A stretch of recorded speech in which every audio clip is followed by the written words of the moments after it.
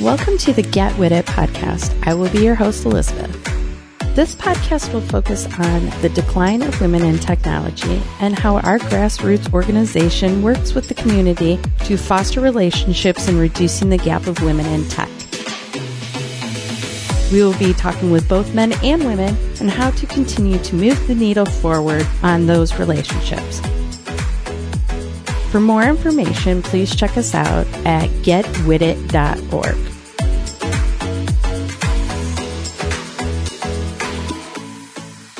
Hello and welcome to Get With It podcast. Today we have my girl Angela Lopez as my guest side interviewer. Ammunition. Yeah, definitely. And Chris, you're going to have to help me on the last name, Volpe. That's the Italian Volpe. But it's been Americanized to Volpe. Volpe. I like Volpe better. And along with Chris... It means fox. Oh, does it? Foxy. Wow, foxy. Along with Chris, he's brought a special guest with him, baby girl. You won't hear much out of her. No, she's not very loud. And No. she's kind of tuckered out right now. We've overexhausted the dog. So... She's a cute... What kind of dog is it? She is a Yorkie Poodle mix. We found her about 3 years ago. What, is that how big it's going to stay? Yep. She's 7.5 pounds. I'm supposed to put her on a diet if she gets to 8. 7.5 pounds and you need to put her on a damn diet? At 8. At 8 pounds? Oh, my God. It would never work for us. Well, yeah. As I would sit here and drink my beer and eat my cookie. So, the true me. All right. So, Chris, we want to know all about Chris and his company and all the cool things you do. Sweet. Go. You want me to give you everything right now? Just this onslaught of information. What do you do? You started a company. Who are you? You started a company, right? Are you from Columbus? From I am. The area? Yeah, born and raised? So I was born here, but my dad was in the Navy. So born here, then we moved around. I lived in the Philippines for a little bit, Rhode Island for a little bit, and we came back. Okay. So Columbus is home, has been home, always will be home. Woo woo! Can I get an OH? No. No, you're not a Buckeye? Oh, I was waiting. She seemed like she had something really. She's from Michigan. That's why. Important to say. She's from Michigan. Oh, okay. So Io. Oh, thank you. So I'll eat my I'm gonna cookie. interrupt because this seems like a sort of trash can on fire train sort of a moment here. But we went out. I'm a photographer, and I do road trips every so often. I need a photographer. Okay. I don't. Side note. I don't do like commercial photography. I just do it as a thing now. But I can get you a photographer if you want. With you and your Apple phone? No. Oh. I have a real camera. It's nice. Okay. I believe you. But anyway, we went up to road trip. We went up to Wisconsin, and we were in Madison, and we just pulled in. It's like late at night. Got some food, and the waitress asked us where we're from. We're like, "Oh, from Columbus, Ohio." And she's like, "Oh, I'm sorry." I'm like, "Why?" Like, seems like a weird thing to say, right? And so she says, "Oh, from Ohio. I'm sorry." I'm like, "Okay." So we paid. Then we went out and we were at a bar, and someone else asked us, "Where are you from?" I'm like, "Oh, we're on a road trip from Columbus, Ohio." And she's like, "I'm sorry." I'm like, "What? Like, is there something wrong with Columbus?" There is. And she's like, "Oh, don't worry about it." And then we went to another place, and this was like 1 a.m. Everyone's drinking. We're at a bar, and we're talking to this other woman, and same thing. Asked us where we're from. We said Columbus, Ohio. She's like, "Oh, I'm sorry." I'm like, I have to stop and ask you, like, this is the third time we have heard this. Why do you keep saying that? And she's like, "Oh, because of the rivalry." I'm like, "What are you talking about? What rivalry?" And she's like, the OSU Wisconsin rivalry. I'm like, What? I'm like, I hate to tell you, but like, that's not a thing. She's like, No. the football rivalry. I'm like, no, our rival is Michigan. I don't know who the hell your rival is, but it's not us. Yeah, but like- apparently Wisconsin has this rivalry against us Everybody does. that we just are not aware Do of. you know that? Everybody thinks, like, when they play OSU, it's like their rivalry, except Michigan State, because the Michigan State is the rivalry. But technically, Wisconsin and Nebraska would be the rivalry. Or Okay. like Green Bay Packers and the Chicago Bears, like that kind Yeah, of thing, that's a right? Like, that's a rivalry. real rivalry. Yeah. like because they're like dueling states. They're that's real. I don't think you can have a rivalry if half the people in Know it about it? don't know about it. That's true. We That is agree. true. I am totally on board with you on that one. Yes. So anyway, we went off the rails there. And I apologize. It's all good. It's We're all allowed good. to do Hey, that. listen, we're we take where we go Okay. on this podcast. We take where we go. Okay, so Angie. All right, so back to Columbus. So Yes. we're in Columbus.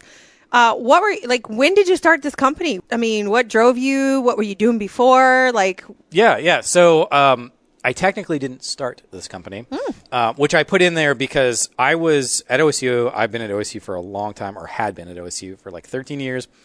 And I was not attending, working. yeah, I was going to say. So I was attending and work. I have served many a spot. Okay. okay. Oh, So I have 3 degrees from OSU. I work there in I was going many to say capacities. your poor parents paying that tuition bill. No, I paid all my tuition. Okay. Wow. Okay. So what are the degrees? I have a bachelor's in fine arts photography. Okay. I have a master's in public health and a master's in health administration. Ooh. Okay. So I started in art, and then afterwards, I just got really interested in healthcare, and so I kind of went back for pre-med. And while I was at pre-med, the Department of Public Health had a class that was normally a master's level class. They opened it up for undergrads, and I was like, I'll take this. It seems kind of cool. And I just really fell in love with it. And then the next semester, they had another class, and so I just ended up taking these classes, and I applied for grad school. And while I was doing the public health, I decided to do a dual administration degree too. So I just kind of fell into it. Okay. So where did gaming come from? Like, So- where? Yeah, that's so random. Health, So- I mean, art I could make a parallel with, but we went down the path of healthcare, and then where did gaming come from? Yeah, so I will fully admit that I have a weird path, and it's not one that someone should follow, particularly if they're interested in student loan debt. But I've always loved games. We talked about Atari and stuff earlier.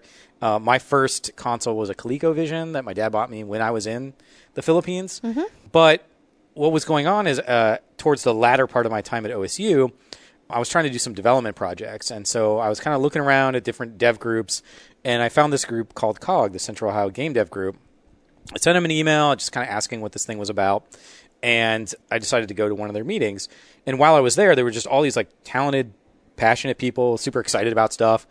And I mean, I ended up talking to one guy. He talked my ear off for 2 hours, and it seemed like it made more sense for me to be a part of them than it did just grab developers and kind of take them out. So I just started coming to this group, more and more often. And Multivarious, which was Multivarious Games at the time, it was started to be sort of the commercialization arm of the community group to help, move products into the market. Like startups, encouraging startups and people to kind of get on their feet and move it. Yeah. Yeah. So that was the idea. But because it was, a once a month thing and people had their other jobs, nothing really happened. So I got brought on in, it was May of 2012 as the COO to kind of help organize. So I ended up slashing and burning projects, reorganizing, kind of putting things together and focus. It was there were a lot of people just doing a lot of stuff, right? And nothing was really getting finished. And, everyone was more than welcome to work on their own stuff as part of the community. But from the Multivarious Games perspective, I was we need to focus on one thing. Otherwise, nothing's going to happen. And so I was doing that for a little bit. And then later on in that year, the CEO decided to step away. He was having a new baby and, family stuff and job changes. So I just kind of moved into that position. And I just really kind of clamped down on, okay, this is what we need to do. This is where we need to focus. And at that time we were meeting it was one Saturday a month. Then it started becoming that Saturday a month plus every Wednesday. Then we started adding every Saturday to it. And before that, we just were meeting multiple times every week to make stuff happen. So you're at a period of time in your career where you've got this really exciting hobby, quote unquote, really taking off, and the energy and the excitement and the passion that's drawing you into increasing this gaming community. And then you've got this job in a large enterprise, right? Essentially, that's supposed to be giving you that thrill of that innovation and that grassroots feel. And it's just not what you expected. So what happens then? How do you make the decision to say, I'm going balls to the wall, literally, and I am going to take a risk and a jump? I mean, clearly at some point you said, safety and bureaucracy is not for me. Let me go and step into the light and take a leap of faith. What made you decide that? I got fired. Oh, okay. That always helps. So you got pushed off the ledge. Yeah. Okay. So I got it. you were in the nest, Yeah. and Mama Bird came, who was see you later. So a more nuanced answer is that there was a reduction in force for the department. Yeah, and so I was in the first group. The department doesn't exist anymore. It doesn't exist. Yeah. So yeah, there was a point in time where I was doing full-time grad school, full-time work at OSU, and full-time multivarious. And so yeah, I got let go. It was before Thanksgiving. I had accumulated like enough time to like get me through the rest of the year, just because I'd been at OSU for so long, and I was like, well, shit, like what do I do, right? You should have retired if you'd been there for over 10 years. Yeah, well, I wasn't working that whole time, and here's a thing that nobody told me is so I was working full time for many years, and then I switched over to a position in student life because I was doing something within the wellness center. Okay. Nobody told me that transition killed my time at that. So I moved from like 3 months of money to like 2 weeks. Well, so let me ask this. So given your experience, I mean, aside from what ended up happening from a gaming perspective, I think a lot of women, specifically in general, make similar choices, right? Like because nobody's told them like what career path to make. Absolutely. How looking back at that, how would you have? Who would you have needed to know to help you make that decision? Like to not make the wrong career move, right? Yeah, that is a really good question. Did I stump you? Did I trap you? No, no, you asked a great question. All right. And honestly, I'm not quite sure. I think it was just one of those things where nobody thought about it. Like nobody was trying to like do me a disservice. No. Just nobody thought about it. No, and I didn't think about it. Yeah, you didn't. But do you think... I was moving from one full-time position to another, but it was in a different band, and it was considered a graduate student position. But it was that position was made up for me. But all right, so you're used to so at this point in your career, you're kind of molding this idea of creating your own destiny is becoming more enticing to you than just the job description that you're going to fill. So this was a move towards a direction where you're creating a job, like they created it for you. So this is kind of a new place for a lot of jobs in general, right? Yeah, absolutely. Well, I mean, if you're in the startup entrepreneur sphere, like almost every job's created for you, right? Like you have to create your own sort of destiny. But yeah, so like at that time, you know, a little bit before Thanksgiving, it's like, surprise, you're going to be let go. You're not going to have a job in a couple of weeks, right? And so I was like, well, what do I do? Like I've been doing this job. I've been doing this this business. And I decided, because I had a couple of weeks to sort of think through it, I'm like, I'm not going to worry about it until after Christmas. I'm not going to make any decisions. I have a lot of friends and contacts at OSU. And I was like, I'm not going to make any decisions. I'm just going to enjoy the holidays with my family. And then after, like, it was literally, I think, the 26th of December, I was like, I'm 30. I was like 30 or 31 at the time. Wasn't married. Didn't have any kids. I'm like, I'm going to try this startup entrepreneur thing that everyone's talking about. So what's going through your mind in that moment, right? Like, you're weighing the risks and you're just like, what were you weighing out? Right? Because this is a big issue. I think that I know everybody faces, but I think especially women too, like, how much risk can I absorb? And like, what was your fail safe? Like, what was your check to say, like, I'm going for it, and my plan B is I don't care? Or what were you thinking? That's a great question too. I don't know. I honestly don't know what the tipping point was. Though there was somebody when I was at OSU. So my job when I was there was to talk to new companies, new technologies, and see if there was a healthcare application for them. Didn't matter where the technology came from. Like, can we use this in healthcare in some way? And one of the people that we were working with owned a company out in California. We brought him in. We were chatting with him. This older gentleman who was like in his mid-70s. We were sort of talking to him, and he was telling me a story back when he was in the early 80s. And he was like, yeah, I was doing these things, and we were trying some stuff. It's like, you know, cable wasn't really a thing, and we were thinking about it. And he's like, yeah, then I started HBO, MTV, and Nickelodeon. I'm like, wait, what? And he just sort of told this nonchalantly. But one of the things he said, because he asked me my age when we were talking, and I was, 30 or whatever, he's like, that is a great time to do, to start a company or whatever. So that definitely went through my head as I was making this decision. But I don't know if I made the smart decision, though. Like, looking back, maybe I did. But, like, at the time, it's just really hard. You can make any checklist you want. But, I mean, there's no right answer to it. Like, it kind of sounds like there's a formula, right? Like, the seeds had been planted all along. And then here comes this major life event where, you have to jump and go into this venture on your own.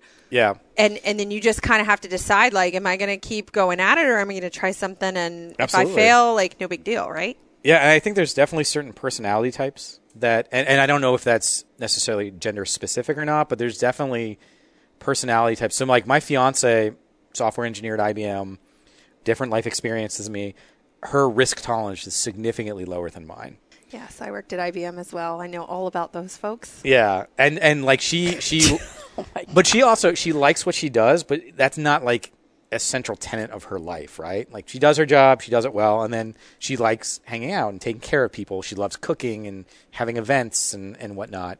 For me, like, I want kind of my day-to-day thing not to be the thing that facilitates the other stuff. Like, I want my job to be something that has meaning to me. And so that's, I think, one of the reasons why I tried this. And, I made a decision like January 1st, was that 2014? I'm just going to come in. We had an office at the Dublin Entrepreneurial Center who had been supporting us for years from our community perspective. But I didn't have any employees. We didn't have any clients. Like, I just showed up. I'm like, I'm going to treat this like my real-time job. Because it was a reduction in force and I wasn't like fired, I was able to collect unemployment for 6 months. So you had a little cushion. Yeah, I mean, it was like $1,600 a month, not a lot, but like I can make that work, right? I also talk about sort of risk. I cashed out my OSU retirement. Yep.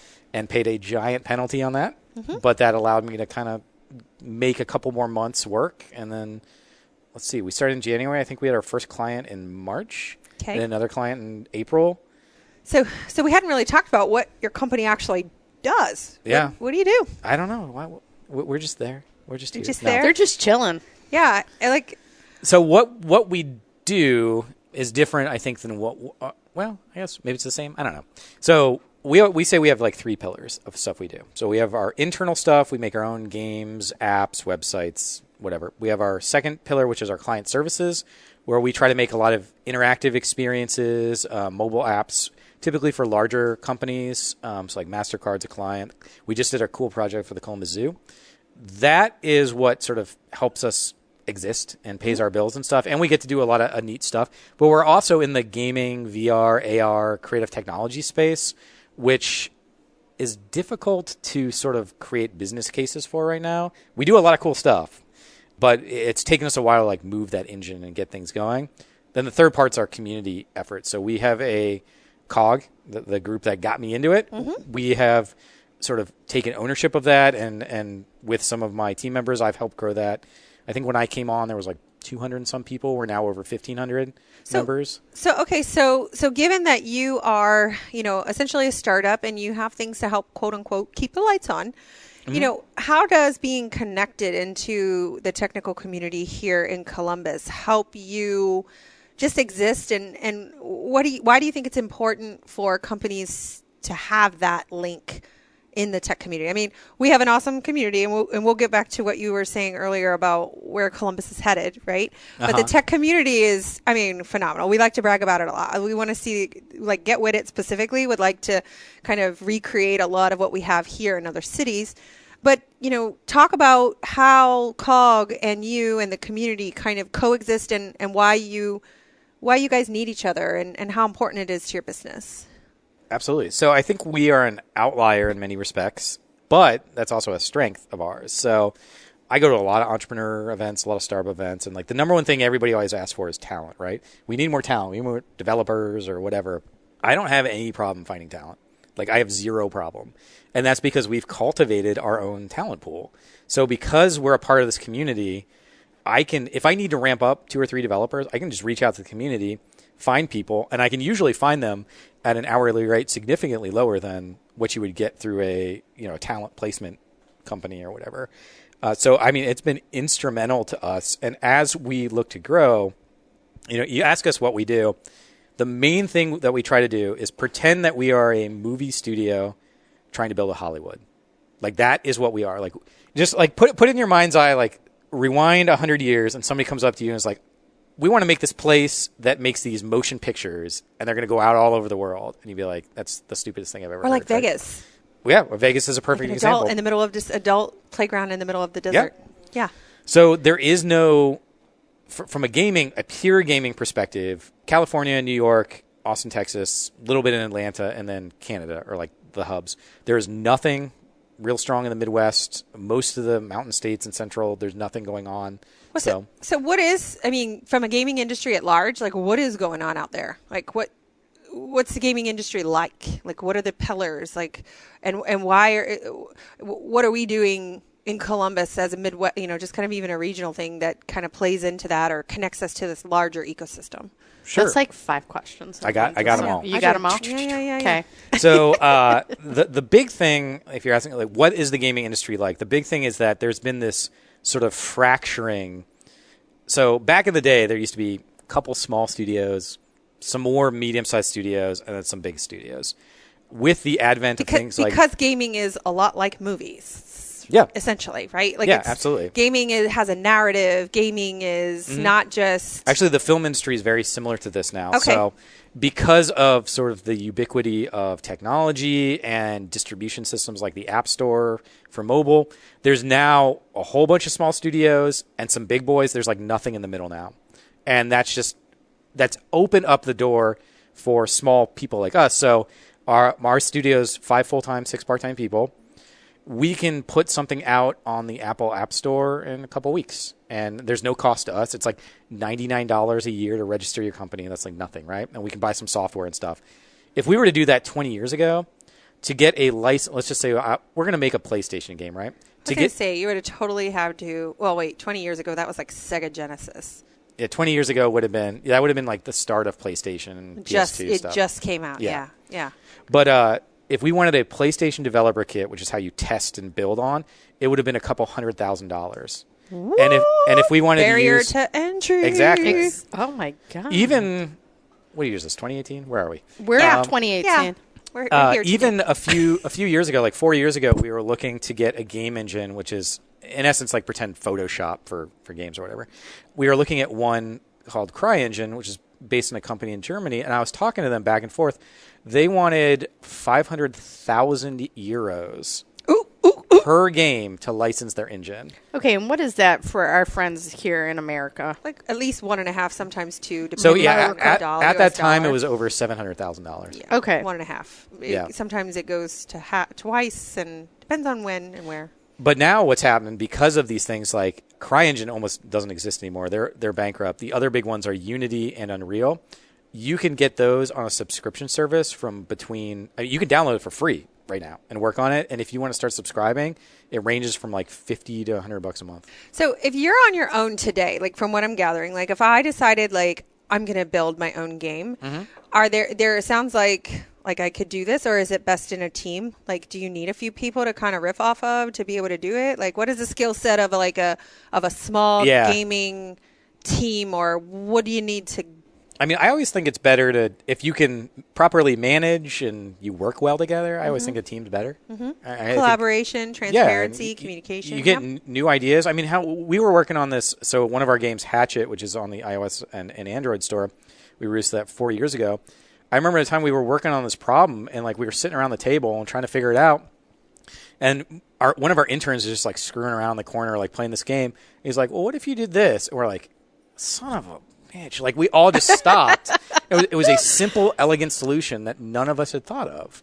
And so it's always good to have a team that can just sort of think through. God love those interns. Issues. I know. Gotta love them.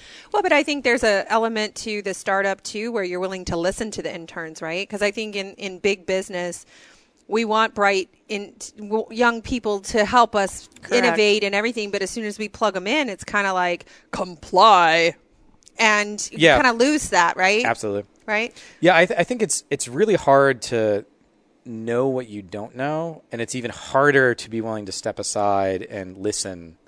You don't have to take. I always say like, be open and listen. Like you don't have to do whatever the thing is they're saying, but like you can at least sit there and process it for a second. All right, so now this is like the big $1 million question, given that we are in Get With It podcast. I was just going to say, when are we going to talk about the women? Yeah, please, yeah. hit me up. So, without putting you on the spot, put me on the spot, please. Do you have any women employed? Yeah, we're actually of our 6 owners, 3 are women. Hey! Oh, nice job! I'm like buddy. giving you like a high five from over here. and a hot. Wow. Oh, wait, we have 7 owners. Yeah, 7 owners. Okay. Okay, but that's still good. Yeah. That's still We good. like that. You just totally earned like serious brownie points right now. Okay. Yeah. So were they together from the start? Like, how did they kind of come on board? You know, what's the difference? What kind of elements do they bring to the table, or is it not even gender specific? It's totally just about the personality and the knowledge. Yeah. So the first, rewinding back to when I was starting this thing and we didn't have any money coming in, no plan of anything. The first person we hired was Tom, and I literally hired him, I think 3 weeks before he graduated. And so like he managed to like weave in what we were doing into his graduation plan, but like he was doing both things at the same time. I don't know how he did it. But then we brought on one of our interns, actually was Laura Lee. She was an intern and she just was awesome.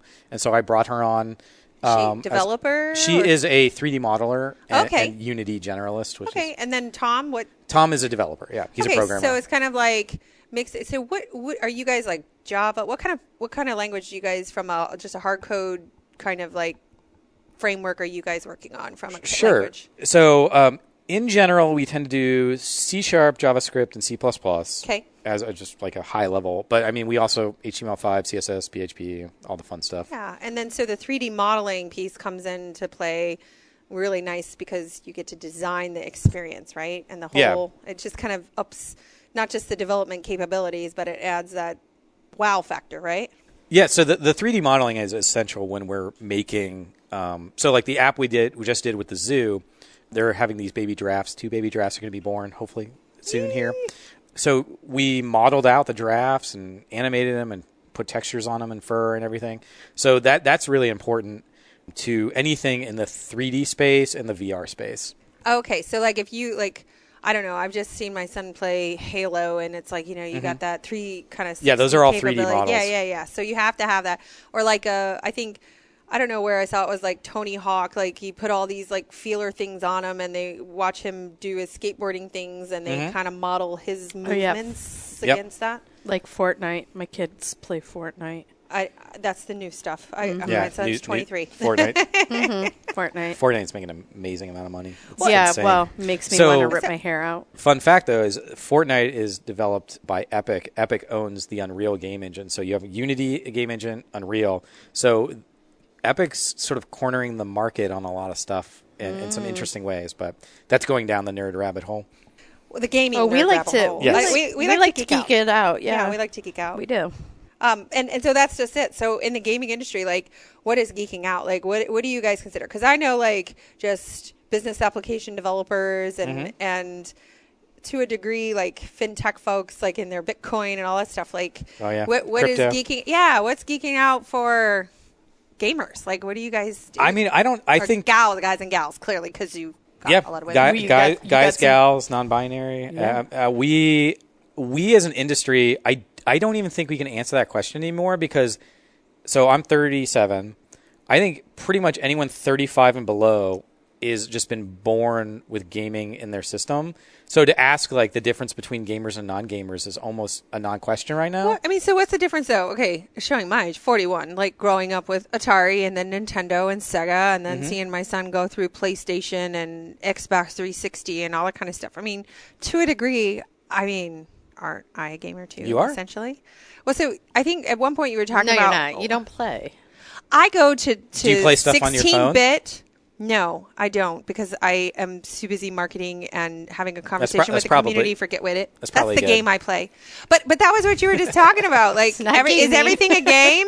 Like you said, what is the line between gaming, right? Like, is it a game or is it not? Like, what is the difference? Where were you at? What was that conversation Are we getting metaphysical? Like, I don't know. I mean, you mentioned it before. Like, where's the barrier? Where's the boundary? That's I don't know. true. I honestly do not believe there are any barriers or boundaries outside of the laws of physics. I think that a lot of people how do I phrase it? I mean, because gaming's borrowing from 3D, like it's art, it's music, it's movies, it's a lot of things, and user UI UX. It's all just blending. Development. Absolutely. Right? So where do you see like business applications, not just marketing, promotional stuff? Like where do you see elements of gaming creeping into the business world?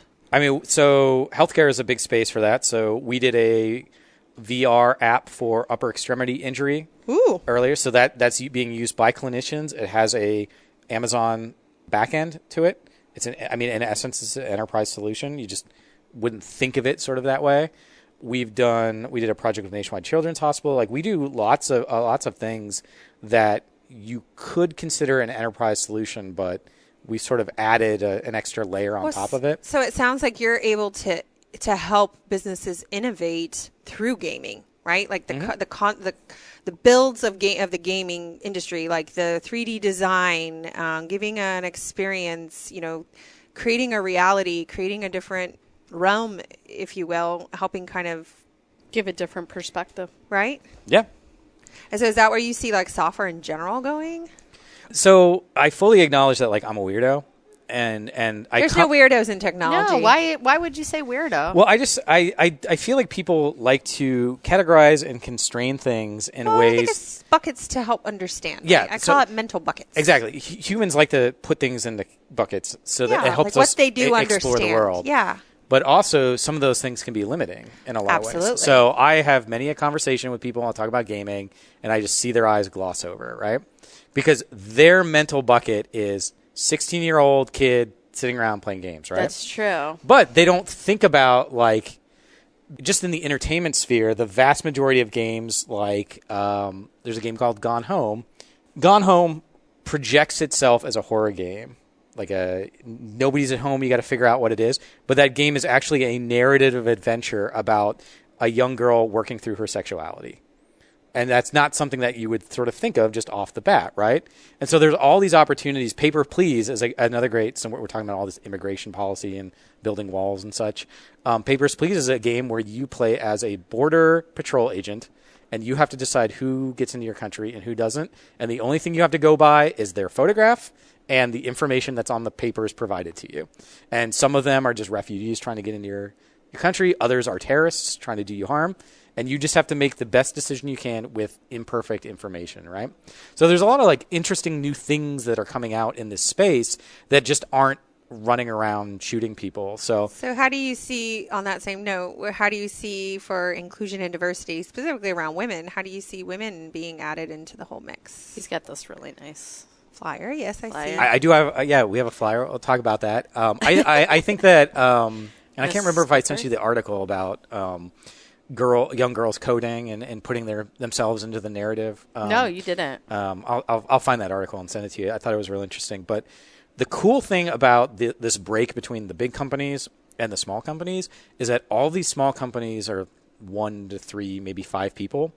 They have this door to put their experiences out into the world.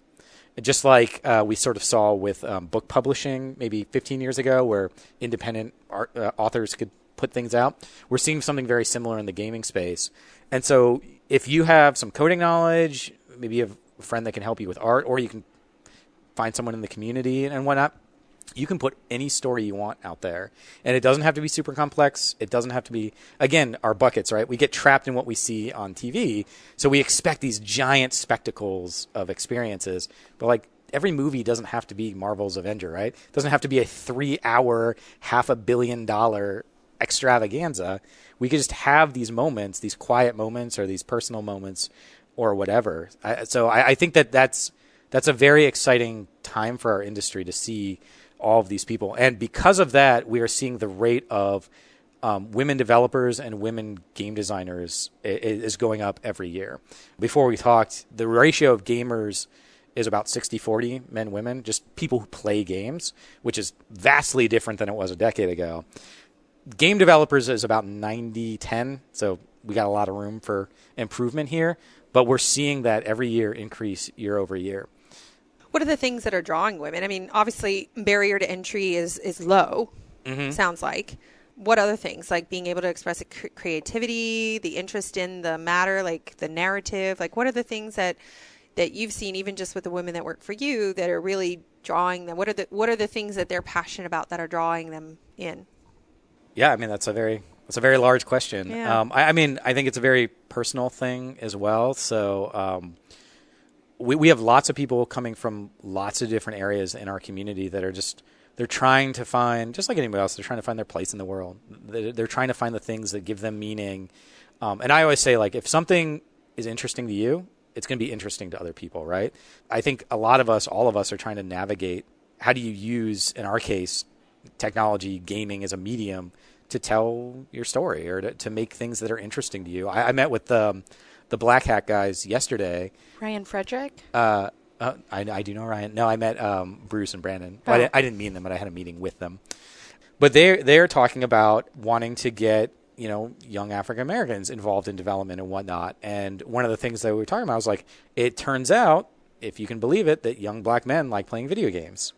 So that now becomes never heard anything like that before. That now becomes an avenue to get them excited into something. And now you're thinking about coding. Like, a lot of it's just making that little connection. You're like, wait, I can make this? Like, I can learn coding? I could see where that would be your constraint, right? Like, just the pure fact that we don't have enough women in tech to begin with, and then to have this portion of technology, gaming, creating games, like, I would have never, when I was 18, 19 years old, playing my Atari and Nintendo, to be like, damn, I wonder how I can make these games, right? Like, I never would have had that thought. Well, you also weren't ever a woman in tech until about a year and a half ago. Exactly. But I mean, we converted you, Elizabeth, if you recall. But I'm just saying, as a female, it was a misthought. Correct. To your point. Because, like, who's to say that? And that's why STEM is so big in school. But I don't know. Like, I have a 12-year-old daughter, and I was telling her that I was talking to you today, and that you were like this gaming guy, and blah blah blah blah.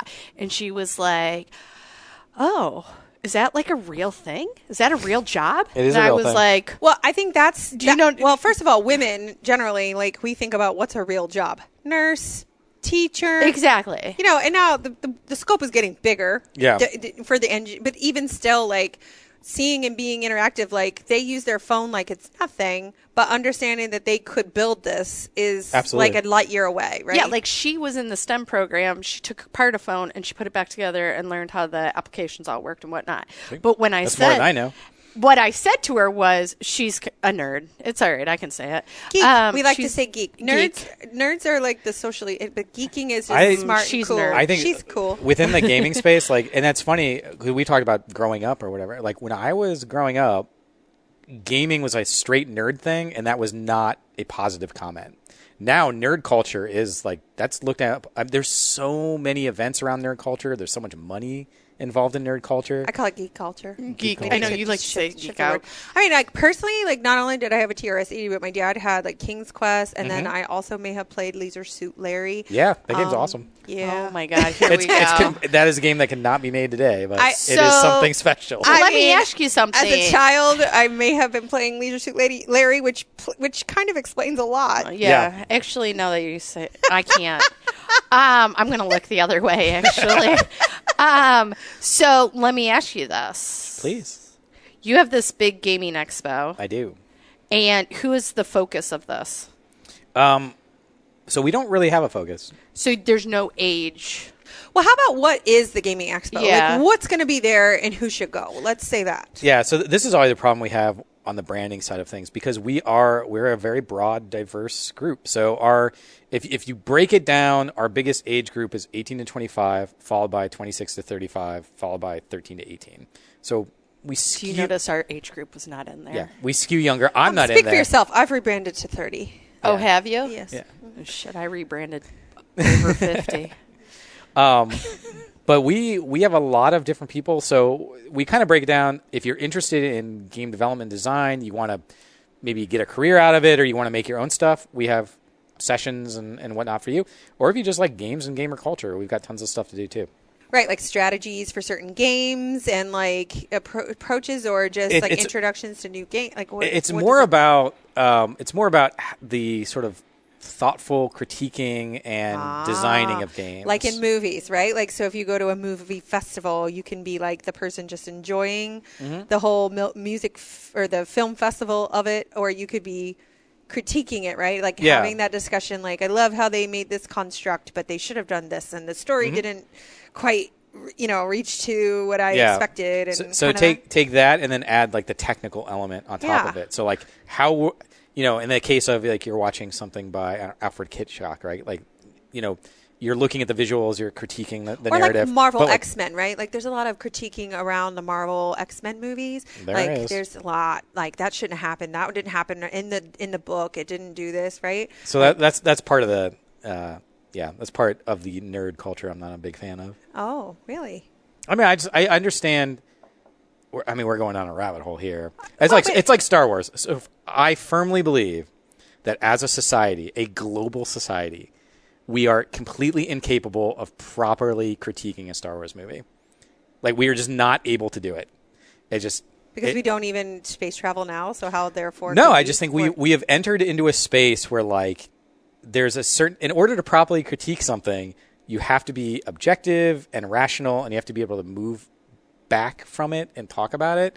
Star Wars is just one of those things that we, as a society, cannot seem to talk about Harrison appropriately. Ford's a hottie. I just can't walk away from that. Like, I'm probably not the best, to be rude. Well, but I'm just confused. I know this is a rabbit hole. However, I'm confused about why. Is it because we never knew anything like Star Wars before it existed, and therefore, what is the foundation? It's become I think.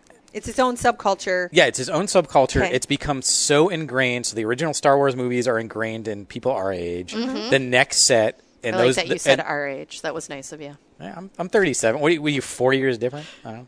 No, did you 7 just say because 40? I rebranded to 4 30, remember? years different. Oh. I rebranded to 30, remember? So it now was we're 7 years different. Yes, Yeah. that happened overnight. With me being the old man. Yes.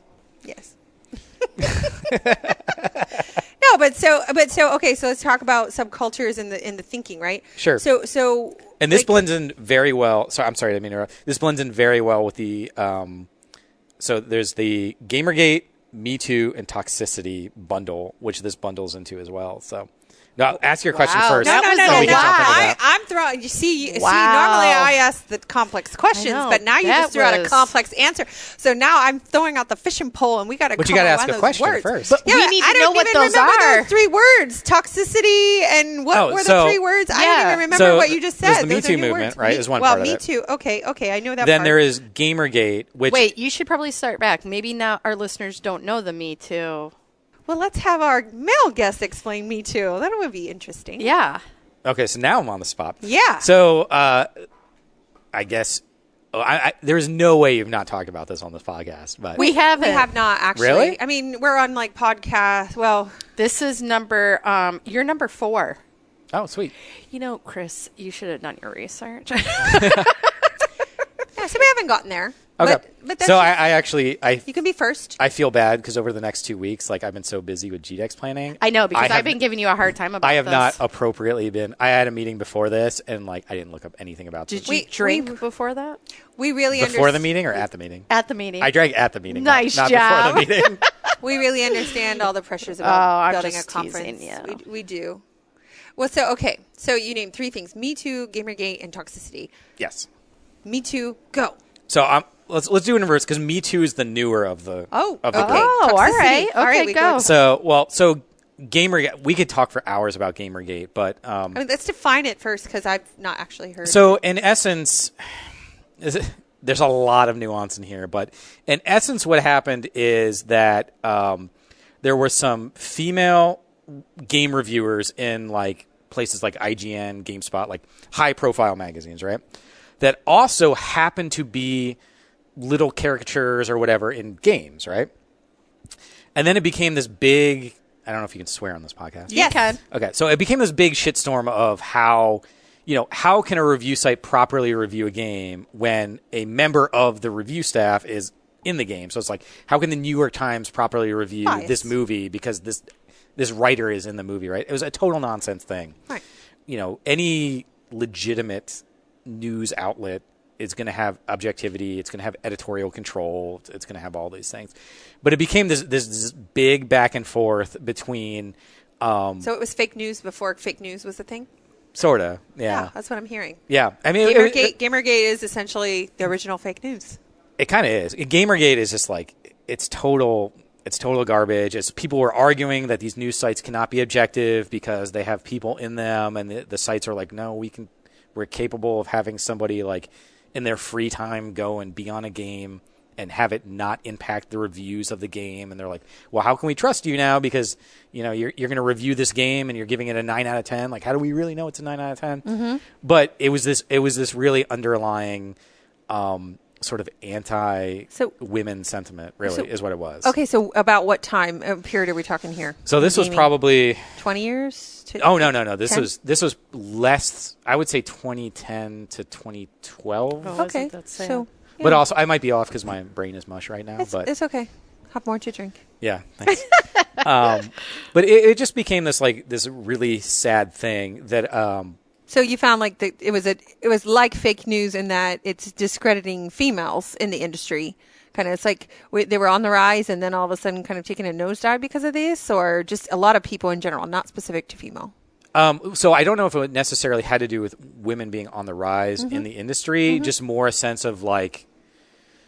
Is this what we've come to? Yeah. Like okay. I love my community, right? Yeah. But I think that the internet, and this goes into the toxicity thing, the internet, one of the byproducts of it is the ability to create toxic conversations, and there's no remedy to fix that, right? Like you cannot stop, 10,000 jackasses from flooding the forums with whatever, right?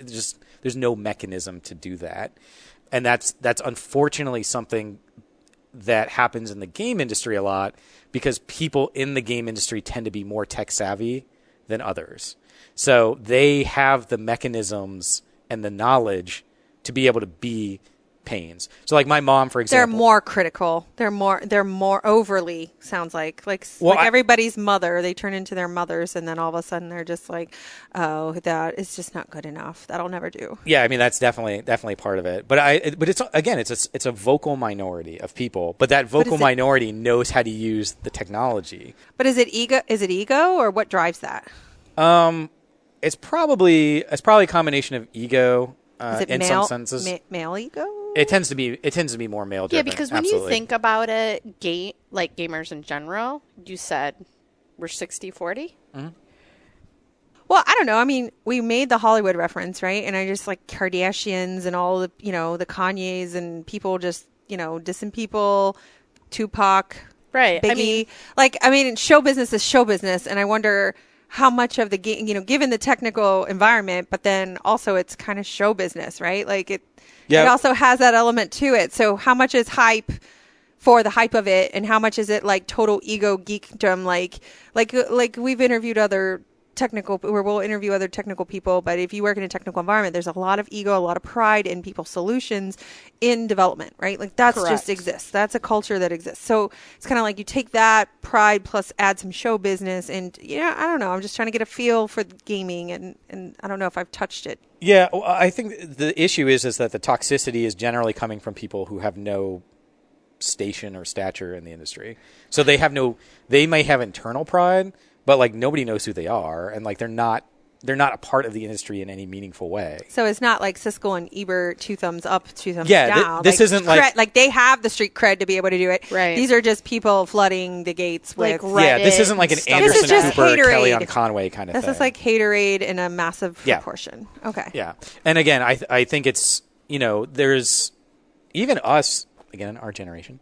There's sort of this sentiment, since we didn't grow up with a lot of this technology infused in our brains and our livelihood, that like, we can just let it go, right? Like, you don't have to respond to every Facebook post. I know. You know what's really funny? That my daughter's school posted, this is hilarious, said, please respect your parents. They didn't grow up with Google. Ouch. So true. Okay. We did have Google. It was just in a very elementary form called the reference section and the card catalog.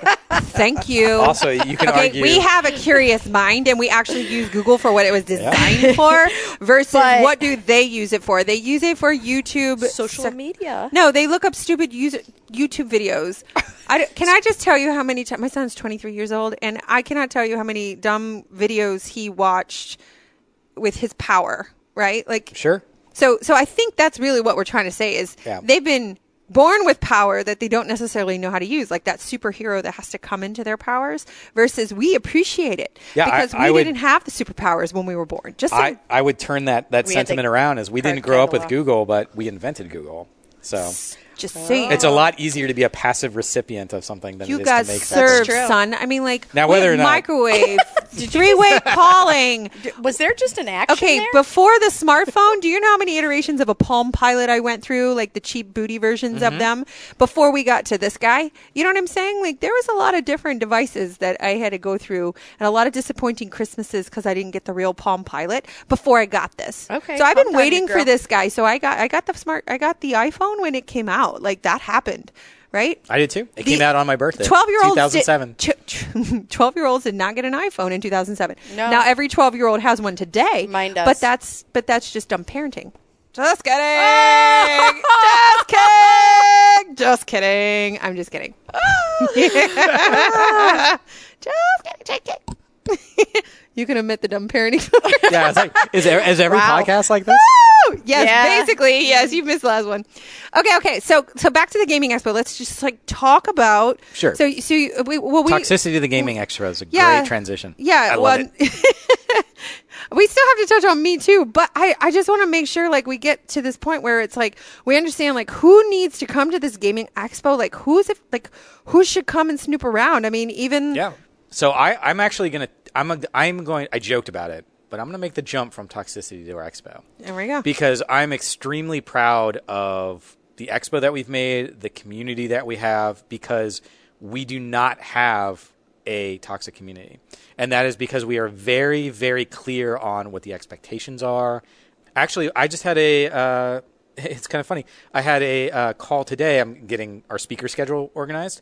And we have this woman, DB Cooper, who's come like pretty much every year. She lives in Maine. How many years have you done this so far? This is year 6. 6? Wow. You're awesome. I know, right? Okay, keep going. She's coming. Yeah, she's from Maine. She's a voice actor. Okay. And she loves coming. And she was talking today about like, she's like, this one part that we do every year. She's like, that is my favorite time of the year. She's like, that's the thing I look forward to most. I'm like, that's awesome. And she's like, and I also love that one photograph that you posted. I'm like, what photograph? And it's a photograph of this panel going on. And DB's in there. And there's like 4 other people, 4 men. And this one woman's talking, and they're having a conversation about music composition. And she's like, this encapsulates GDAX. I'm like, what do you mean? She's like, it's 4 men, me, diligently listening to this woman talk. No one's on their phone. No one's looking away. No one's, like they are into the conversation with this person. And I was like, that was just something I never really thought of.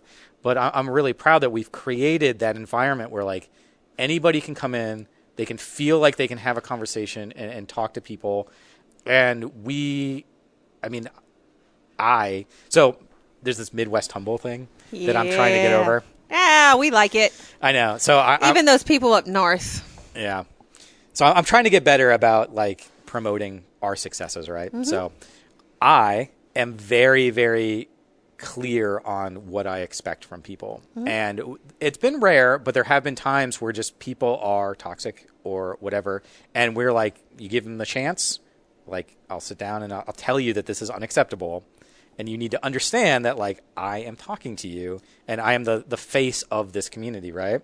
And if you don't get the hint or understand what's going on, you are no longer a part of the community. Well, we have to set the tone too. I think, even when we have our all-woman technical conference, it's like 95, 98% women. But even then you have to set the expectation, like this is not a male bashing syndrome. Correct. Or session, right? Like we're here in solidarity to promote women, but any man that you see here is also here for that reason, right? Absolutely. And you have to announce that, because if you don't, we learned our lesson the first year. Like if you don't set that expectation, like, hey ladies, we're not here to judge. We're not here to criticize. We're out here to step outside of our comfort zone. And also that men are welcome. And toxicity can happen in any environment, even when, people think that's a forum that they have a right to. And it's like, you're constantly having to set that positive tone. Yeah. Well, I mean, there's definitely a difference between like wanting to move ahead in a constructive, progressive way and just wanting to vent, right? And there's different places. Like, I mean, everybody is free to vent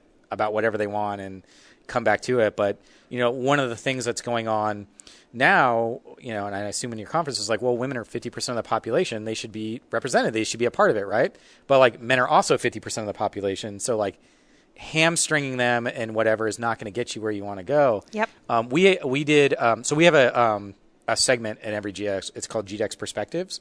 And we try to bring people in that are offering some new insight or new look at the games industry. And it could be anything. So last year we had, I don't know if you did Dante Wood Spikes.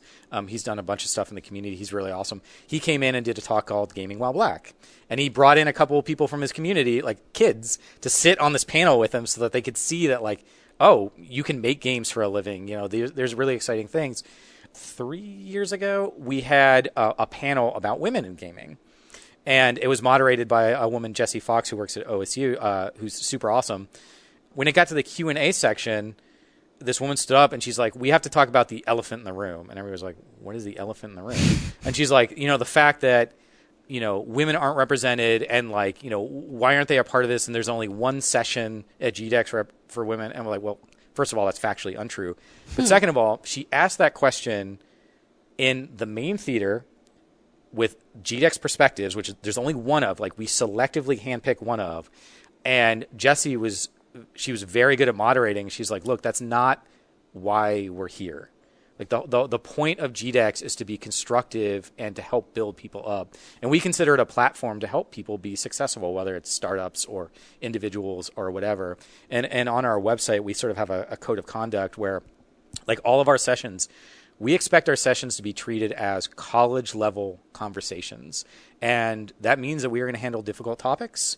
We're going to handle controversial topics. And we expect everybody to be able to sit there and have a conversation without ripping somebody apart, because it's just easy, like with Twitter and everything. I'm taking notes. We need to have a code of conduct. You definitely should. Feel free to steal ours.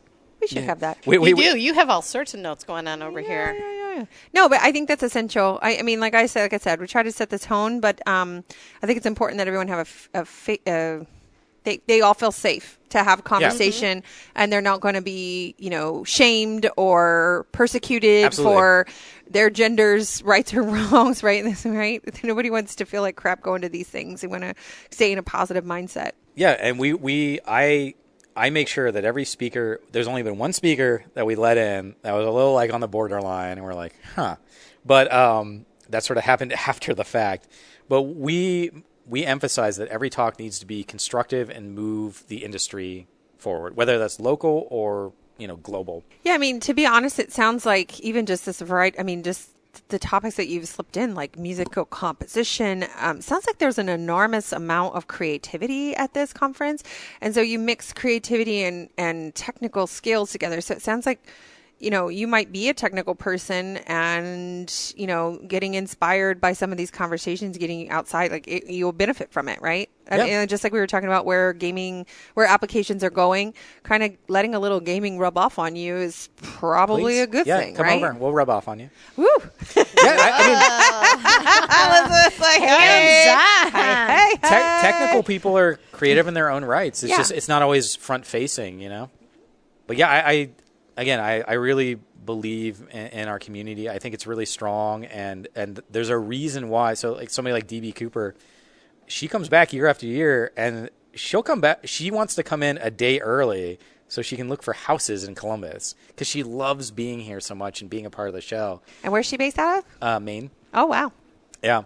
And so she, she's just an example. Like, and I don't know why this is. I mean, I can speculate, but like we've only paid 2 people speaking fees in the entire 6 years we've done this. People just love to come and be a part of it. And so I wanted to touch on Me Too again, but then also bridging the gap in the community, right? Like, so you say we're tight knit, and I agree with you that Columbus is an amazing technical community. It's just like unlike anything. I was living in Chicago for a while, and just the geography and everything just creates a lot of barriers, right? And even just the segmenting of the city.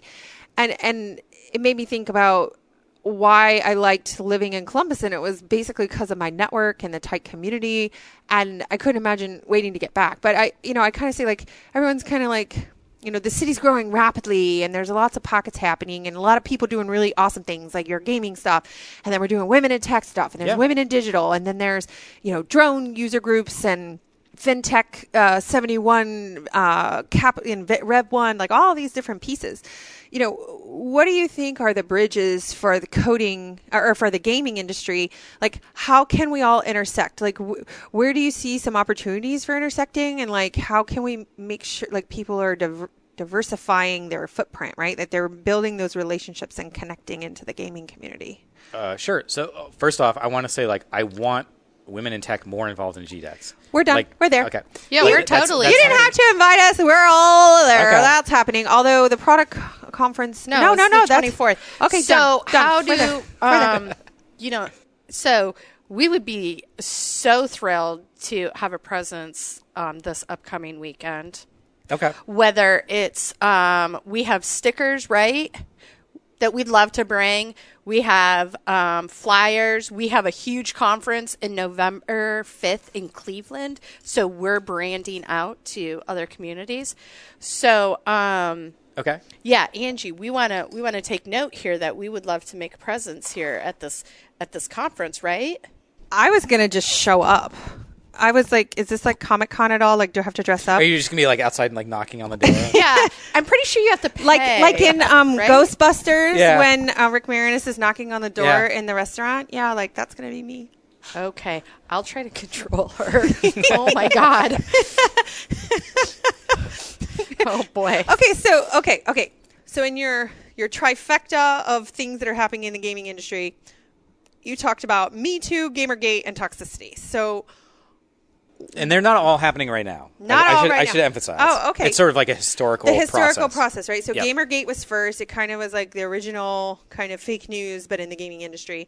And then that whole toxicity, people dissing people, and all that kind of stuff. Well, so where's the connection with Me Too? You threw that out there. I'm just curious. So I think that Me Too is a counterforce against a lot of this toxicity and sort of standardization and norming of like business practices and stuff where just like shit was acceptable, Mm-hmm. And I think that the Me Too movement as a sort of an idea is a pushback where it's like, I don't have to do that. Like I'm allowed to go to a job and be good at it and not have to deal with this nonsense. But there's always like this barrage of like internet noise that just comes at everything, right? Mm-hmm.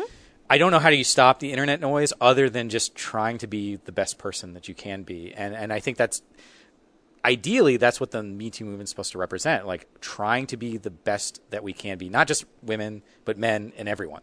Like whether it's workplace or social or whatever, like that's the whole thing of it.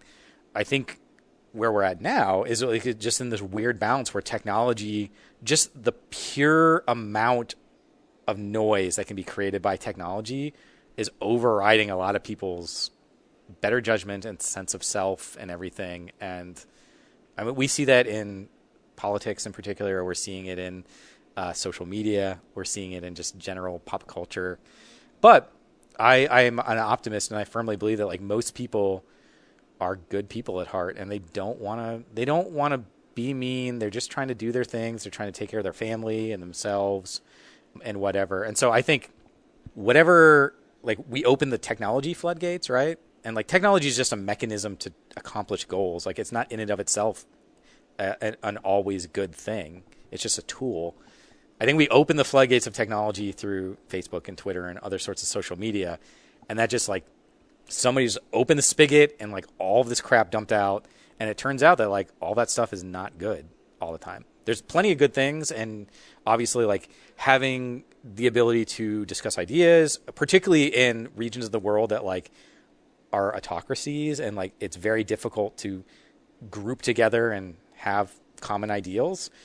That's where things like Twitter and Facebook and stuff are just instrumentally beneficial. But well, it's kind of like the freedom of speech, right? Like you can't not have it. And then, but you also, when you do open your mouth and you say some stupid things, society has a reaction to it, right? So yeah, you got your free speech, but you also have to deal with the people that you said it to. Yeah, that doesn't omit the people that you hurt and their feelings, right? Like you're allowed to say what you want, but absolutely. The feelings. And I think just in general, technology has increase the amount of noise and access to everything. So it does make it difficult. But at a certain point, do you feel like we'll be desensitized or there will be less of it?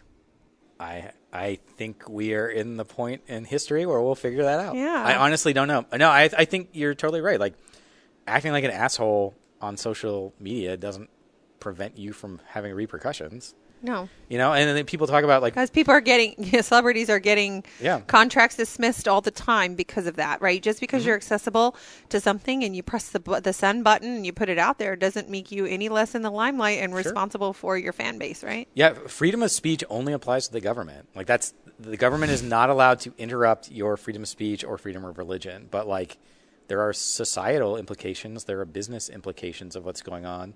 I definitely think, just as a general rule, like, a little bit of forgiveness and understanding can go a long way. Because, I mean, even on this podcast, like, how many dumb things have we said, you know? Well, right. But, you know, on the Me Too movement... she did say dumb parenting by me, yes, so... I did. No, but that's okay. I was guilty of it, too. All right, but in the bringing back the Me Too movement, I mean, that in itself, I think, you know, while it's created a moment in history where, you know, we've said we're going to take a stand and we're not going to take the bullshit, it's also on the converse side, I think, from men that I talk to, they're saying, I don't know what I'm allowed to do now. I'm really scared. I don't want to say anything because I don't want it to be misconstrued. So it's kind of like, ooh.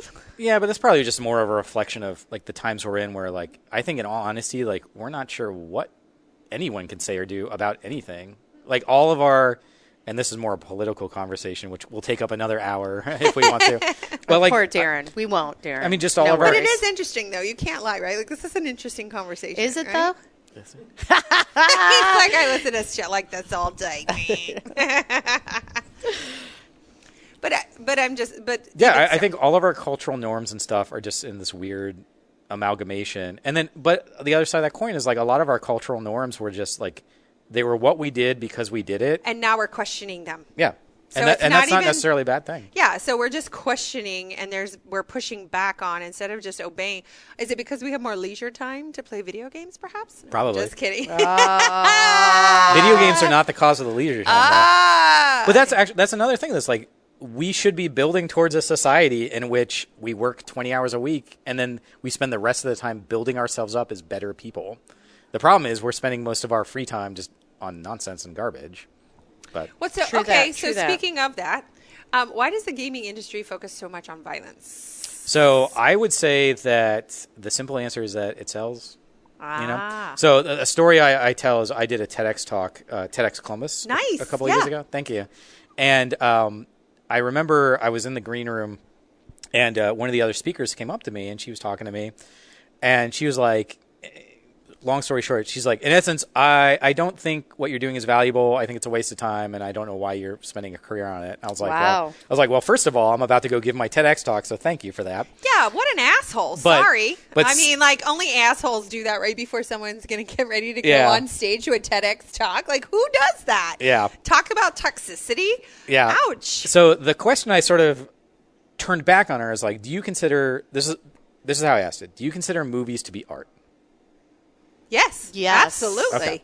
Darren? Now, yes. Now, would you answer that question the same way? Do you consider movies to be art if your only experience with movies was the advertisements you saw on TV? Ask the question again. Wait, say that again? Would you consider movies to be art if your only experience with movies was the ads you saw on TV? Nope. So I think that is one of the core issues that we have is that marketing versus... Yeah. Remember we talked about, like, there's a bunch of small studios and a bunch of big ones? Mm-hmm. What's going on with technology these days is on the big studios, they are spending so much money on a game. So one of the examples I use is the first Destiny. We're now on Destiny 2. The first Destiny cost... Well, let me take a guess how much you think that game cost. The first Destiny. It came out like 5 years ago. 4 years ago, something like that. I don't know. $5 million. $5 million? Okay. I was just going to say $1 million. Wow, look at you go. Do you have a guess? Darren, throw one out there. Yeah, I was going to say 5 or 10. So we have 1, 5, and 10. $500 million. $500 million. That's when you go, shut the front door. Yeah. So it was if you count development and marketing, it was a $500 million product. So Yeah, we're marketing talking agency. marketing. But I still, didn't think marketing. It was still just thinking- about $250 million half to and make half. it, Yep. and then so if you're spending $500 million on something, it needs to sell. Marketers can just drink. Right. Like they can make you Frank the Tank any day. Yeah, and it's the same thing when you see like how many Transformers movies are like Okay, but by the way, the interactive Transformers experience at Universal Studios is Is it? Is it? I'm going to Harry Potter World next month. It like you're in a car and it like rips it apart and you feel like you're in a Transformers movies.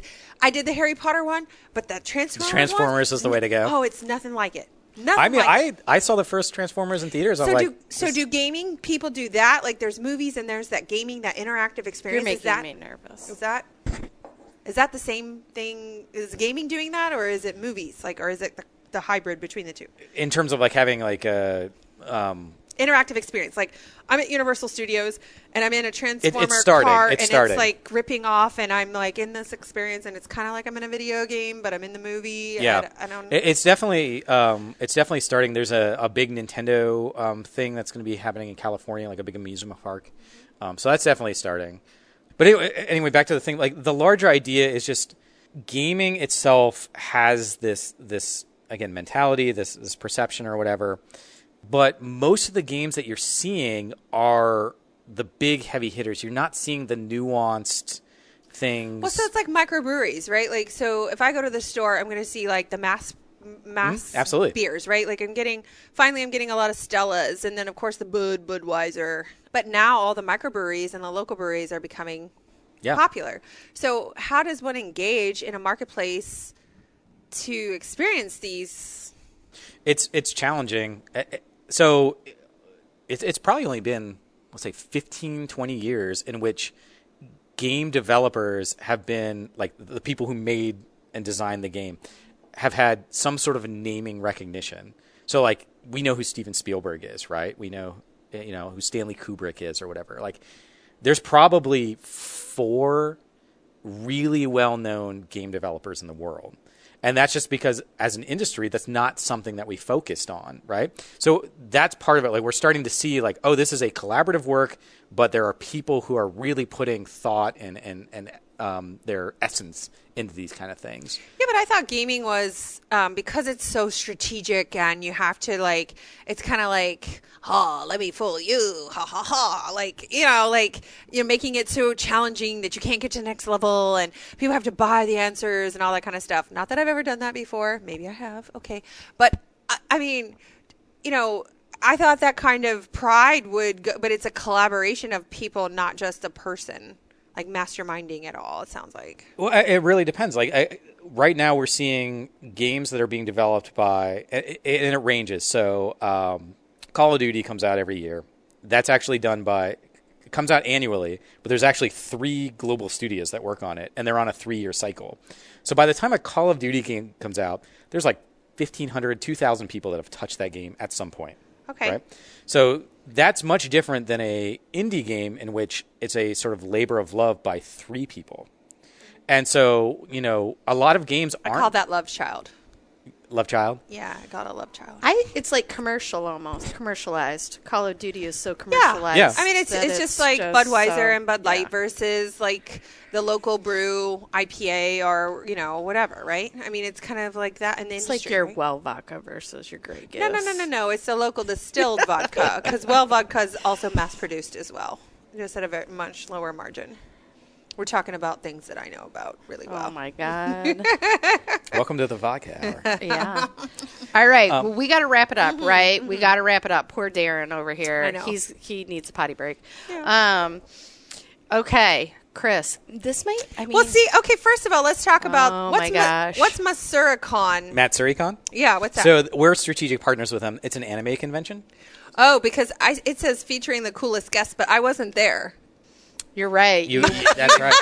I will make sure next year that. No, we're happy because then I get to dress up. Absolutely, yeah. Matsuricon's got a ton of cosplay. You would totally love that. Listen. Dirk, We're gonna have cosplay this year too.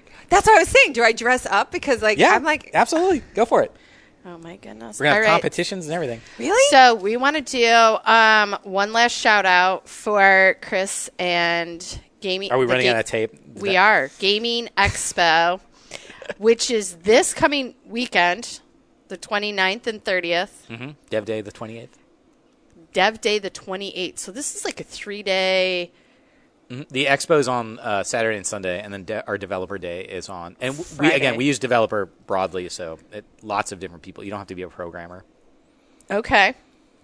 All right. Fantastic.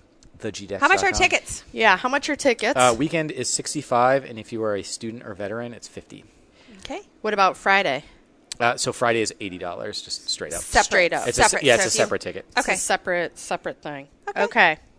No, you cannot contact Angie and I. We have no inside connections on how to get in.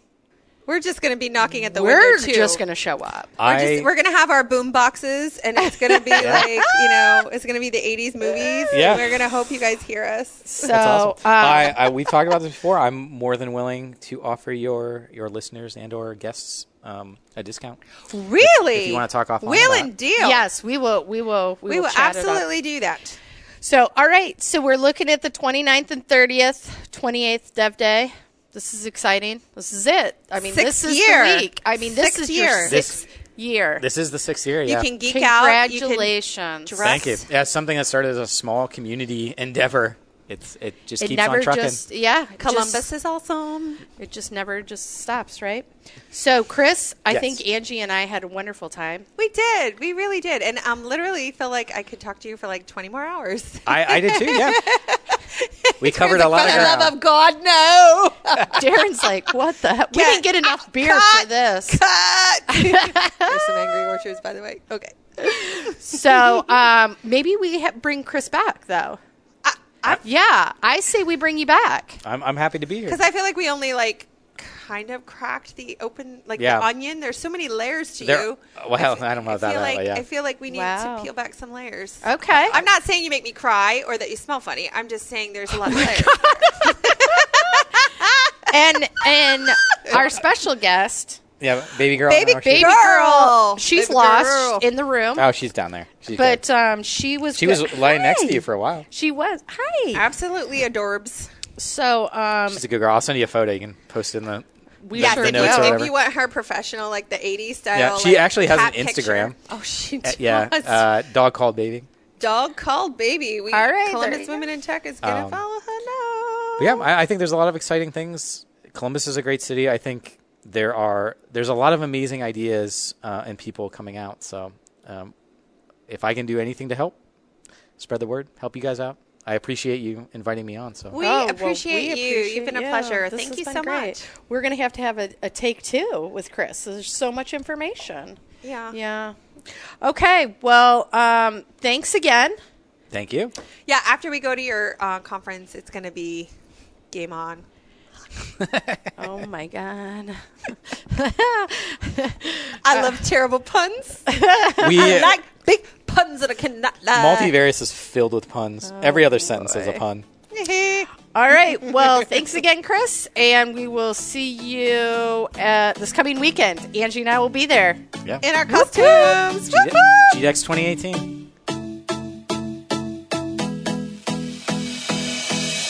Thanks for tuning in, and don't forget to subscribe to our podcast and leave a review. We will see you next time, and feel free to drop us a line at getwithit.org.